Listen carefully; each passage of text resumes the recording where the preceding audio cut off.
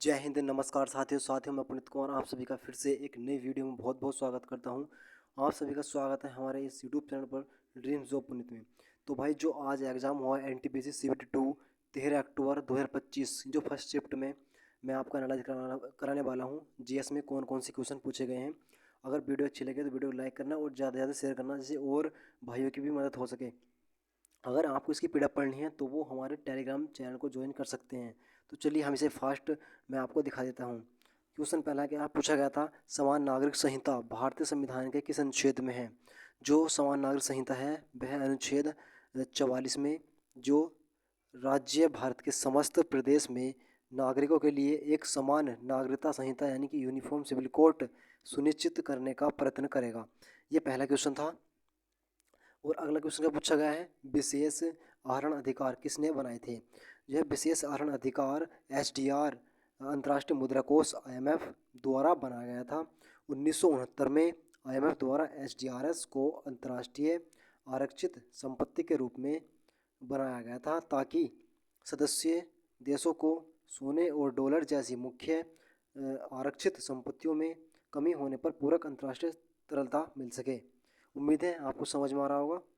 अगले क्वेश्चन की बात कर लेते हैं। अगले क्वेश्चन क्या पूछा गया है, भारत के राष्ट्रपति पर महाभियोग की प्रक्रिया किसमें शुरू की जाती है। भारत के राष्ट्रपति पर महाभियोग की प्रक्रिया संसद के किसी भी सदन जैसे लोकसभा या राज्यसभा में शुरू की जा सकती है। इस प्रक्रिया को शुरू करने के लिए सदन के कम से कम 1/4 सदस्यों के हस्ताक्षर होने चाहिए। लिखित प्रस्ताव की आवश्यकता होती है और इसके बाद सदन की कुल सदस्यता के कम से कम 2/3, याद रखना आपको, 2/3 बहुमत से इसे पारित करना होता है, जो अनुच्छेद 61 में बताया गया है। तो राष्ट्रपति का महाभियोग अगले शिफ्ट में आपसे पूछ ले कौन सा आर्टिकल में, तो आर्टिकल नंबर 61 में है। अगला क्वेश्चन है, भारत की पहली निर्वाचित लोकसभा कब अस्तित्व में आई थी। जो भारत की पहली लोकसभा थी वह लोकसभा निर्वाचित जो हुई थी वो 17 अप्रैल 1952 को उसका गठन हुआ था, जब 1951-52 में पहले आम चुनाव संपन्न हुए थे। पहले लोकसभा का सत्र 13 मई 1952 को शुरू हुआ था।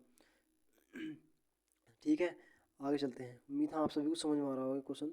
अगला क्वेश्चन क्या था, अगला क्वेश्चन आता शेर शाह जो सूरी हैं, सूरी लिखना रह गया है। शेर शाह सूरी का मकबरा कहाँ स्थित है। मैं बात करूँ, शेर शाह सूरी का मकबरा जो है बिहार राज्य के सासाराम शहर में स्थित, जो एक सुंदर सरोवर के बीच बना हुआ है।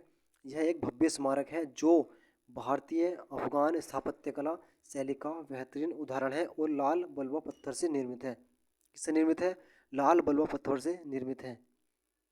आगे, लोकसभा अध्यक्ष अपना त्यागपत्र किसे संबोधित करते हैं। जो लोकसभा अध्यक्ष हैं वह अपना त्यागपत्र किसे देते हैं, तो लोकसभा अध्यक्ष अपना त्यागपत्र लोकसभा के उपाध्यक्ष को संबोधित करते हैं। अध्यक्ष किसी भी समय अपना इस्तीफा उपाध्यक्ष को सौंप सकते हैं। यह बात आर्टिकल नंबर 94 में लिखी है। यह आपको याद कर लेना है कि हो सके क्या बता अगली शिफ्ट में आपसे क्वेश्चन पूछ ले जाए। आगे बात करते हैं, भारतीय संविधान का कौन सा अनुच्छेद राज्य के राज्यपाल का क्या करता है, प्रबंध करता है। तो भारतीय संविधान का अनुच्छेद 153 प्रत्येक राज्य के लिए एक राज्यपाल पद का प्रावधान करता है। हालांकि राज्यपाल नियुक्ति आर्टिकल नंबर 155, अगर नियुक्ति पूछ ले तो आर्टिकल नंबर 155 लगाना है। अगली शिफ्ट के लिए ध्यान रखना है। के तहत राष्ट्रपति द्वारा नियुक्ति कौन करता है, राष्ट्रपति करता है। अनुच्छेद 154 के अनुसार राज्य की कार्यवाही शक्ति राज्यपाल में निहित होती है। ये भी आपको ध्यान रखना है अगले शिफ्टों के लिए। अगला क्वेश्चन है, जो ल्यूसीफेर किस ग्रह का दूसरा नाम, जो ल्यूसीफेर है, ल्यूसीफेर किस ग्रह का दूसरा नाम है। तो ल्यूसीफेर जिसे शुक्र ग्रह का दूसरा नाम कहा जाता है, यह लैटिन में प्रकाश लाने वाला है। रोमन लोग इस ग्रह को सुबह के समय भोर का तारा के रूप में देखते थे और इसे इसलिए यह नाम दिया गया है। चलिए आगे देखते हैं। अगला क्वेश्चन पूछा गया है, हमारे शरीर की सबसे बड़ी ग्रंथि कौन सी है। हमारे शरीर की सबसे बड़ी ग्रंथि यकृत है, यानी कि लीवर है, जो पाचन के लिए पित्त उत्पादन करता है, जो रक्त में महत्वपूर्ण प्रोटीन हार्मोन्स भी जारी करता है। यह उपापचय में सहायता करने और हानिकारक पदार्थों को बाहर निकालने में मदद करती है। अगला क्वेश्चन पूछा गया था, सत्यशोधक समाज की स्थापना किसने की थी? सत्यशोधक समाज की स्थापना ज्योतिबा फूले ने 24 सितंबर 1873 को महाराष्ट्र के पुणे में की थी। इस समाज का उद्देश्य शूद्र, दलित, वंचित वर्ग को शिक्षित करना, सामाजिक समानता को बढ़ावा देना और ब्राह्मणवादी और जातिवादी व्यवस्था के प्रभाव को कम करना। उम्मीद है आप सभी को क्वेश्चन ये समझ में आ रहे होंगे। ये क्वेश्चन जो है आज के शिफ्ट में पूछे गए हैं। अगले क्वेश्चन की बात करूँ मैं, इरविन समझौता किस वर्ष हुआ था? ये क्वेश्चन आता था, इरविन समझौता किस वर्ष हुआ था? तो इरविन समझौता क्या हुआ था? जो इरविन समझौता था वह 1931 में कब हुआ था? 1931 में हुआ था, जो महात्मा गांधी भारत के तत्कालीन वायसराय लॉर्ड इरविन के बीच 5 मार्च 1931 को हस्ताक्षरित हुआ था। इस समझौते को गांधी इरविन समझौता कहा जाता है। अगर पूछ ले अगले शिफ्ट में किस किस के बीच हुआ था, तो गांधी और इरविन के बीच हुआ था। अगला क्वेश्चन है, शेरशाह सूरी द्वारा जारी किया गया चांदी का सिक्का क्या कहलाता है? तो शेरशाह सूरी द्वारा जारी किया गया चांदी का सिक्का जो है रुपया कहलाता है, जो क्या वर्तमान रुपया कहलाता है। इसका वजन 178 ग्रेन यानी कि 11 ग्राम था और यह आधुनिक भारतीय रुपये के अग्रदूत की तरह माना जाता है। अगला क्वेश्चन क्या पूछा गया है?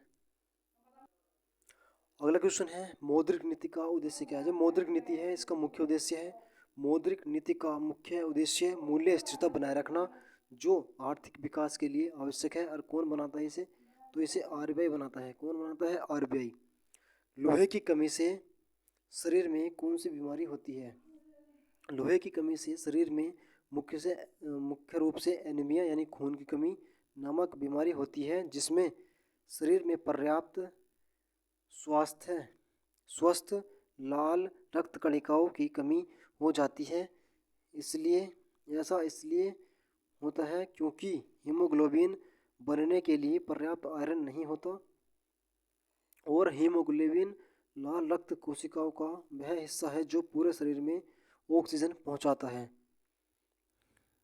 अगला क्वेश्चन है, 1857 के विद्रोह को किस नाम से जाना जाता है? जो 1857 है ये विद्रोह को किस नाम से जाना जाता है? 1857 के विद्रोह को भारत का प्रथम स्वतंत्रता संग्राम के नाम से जाना जाता है, जबकि ब्रिटिश इतिहासकारों ने इसे सिपाही विद्रोह या भारतीय विद्रोह भी कहा है। इसे गदर और महान विद्रोह जैसे अन्य नाम से भी संबोधित किया जाता है। बात करें मैथ सब्जेक्ट में क्या क्या पूछा गया है, नंबर सिस्टम चैप्टर से क्वेश्चन पूछे गए हैं। रेशो एंड प्रोपोर्शन यानी अनुपात समानुपात से, परसेंटेज यानी कि प्रतिशत से क्वेश्चन आए हैं। और अगला है प्रॉफिट एंड लॉस से, सीआई एसआई से आए हैं। टाइम एंड वर्क से क्वेश्चन आए हैं। पार्टनरशिप से क्वेश्चन आए हैं।